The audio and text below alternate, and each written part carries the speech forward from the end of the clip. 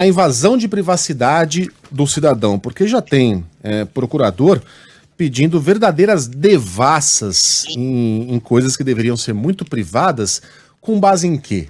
Com base na suspeita pela realização de algum crime, na formação de uma quadrilha, não pelo fato de você ter passado simplesmente em determinado lugar, que faz parte de uma investigação. Opa, alto lá, e já é demais, hein, Aidar? Bom dia para você. Bom dia, Megali. Bom dia, Carla, Sheila, querida. Bom dia aos nossos ouvintes. Pois é, Megali, e você sabe que a gente vai começar a ver esse tipo de discussão ganhar muita força no Judiciário e nas instâncias superiores, tá? No Superior Tribunal de Justiça e no Supremo Tribunal Federal. Porque agora a proteção de sigilo de dados ganhou status de direito fundamental. Faz 2 meses foi promulgada a Emenda Constitucional 115. O que significa isso? Que deu ao direito de privacidade de dados, inclusive dados eletrônicos, ou seja, esses que a gente deixa todos os rastros na internet, ganhou proteção de direito fundamental. Isso significa que está no mesmo patamar do direito de liberdade de expressão, do direito de não ser submetido à tortura, do direito de sigilo de correspondência, inclusive do direito à propriedade. Isso significa o seguinte, Megali, esse direito fundamental, agora tem isso, ganhou status de direito fundamental. Há 2 anos a gente tem a LGPD, que é a Lei de Proteção Geral dos Dados, que também protege os nossos dados. Agora, você tem sempre essa tensão entre o direito individual à proteção de dados e o outro direito, que é o do Estado fazer uma persecução penal eficaz para punir, reprimir, tentar desestimular o cometimento de crimes, que hoje está em debate, tanto no Supremo como no STJ. No STJ, Megali, e aí eu chego no ponto que você disse, faz coisa de 15 dias, ele começou a delinear melhor essa discussão, até onde vai o direito à privacidade de dados e até onde vai o direito do Estado de fazer essa persecução penal.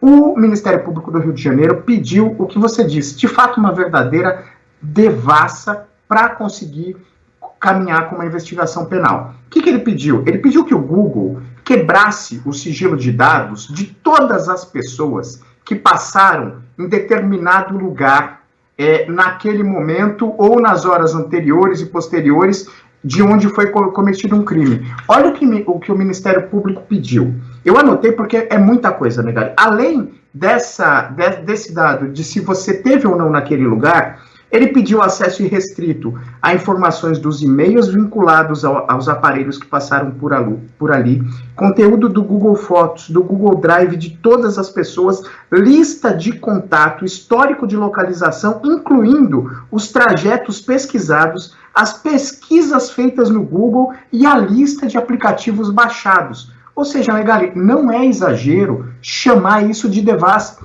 porque além de pedir o histórico, além de pedir todos os dados das pessoas que passaram por aquele local, eles pediram os contatos que essas pessoas que passaram por aquele local fizeram com outras pessoas. Ou seja, é uma devassa, de fato, na privacidade de dados. Aí o STJ disse não. Disse, o Google pode identificar quem passou por ali, mas não com essa quantidade quase infinita de dados para abrir dados, inclusive, de quem não tinha passado por ali ou de quem não tem nada a ver com o peixe. Então a gente vai ver cada vez mais esse tipo de discussão no Judiciário.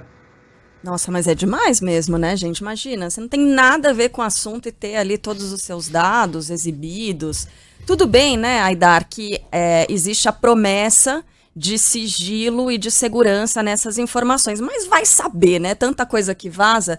O Aidar, tem um outro ponto também que, sobretudo na semana passada, voltou, né, a discussão, por causa da aprovação das multas por videomonitoramento, né? E teve um lado aí que questionou justamente a invasão de privacidade pelo fato de essas câmeras estarem espalhadas pelas cidades e tudo mais.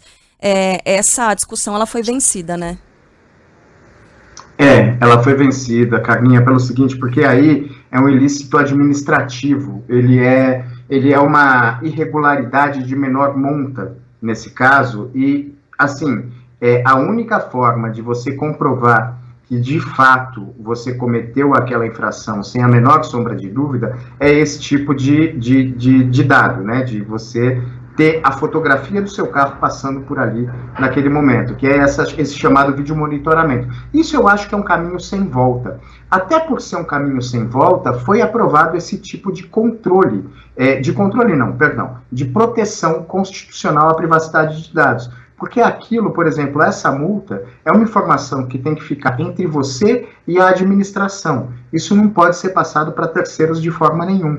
E é essa proteção de dados que o Brasil chegou um pouco atrasado nessa discussão, mas que agora está caminhando, e isso só vai ser decidido mesmo, qual o limite da privacidade de dados e até onde o Estado pode quebrar, violar essa privacidade em nome ou de uma infração administrativa para acabar de completar, enfim, essa infração administrativa, provar essa infração administrativa ou mesmo um crime, vai ser discutido agora na Justiça. E, inclusive, no Supremo Tribunal Federal, porque tem um recurso do Google que fala sobre essa discussão no caso Marielle. Porque no caso Marielle, o Ministério Público do Rio de Janeiro também pediu a quebra de sigilo de dados de todas as pessoas que tiveram ali no entorno de onde foi cometido o crime, salvo engano, alguns dias antes, alguns dias depois, e etc.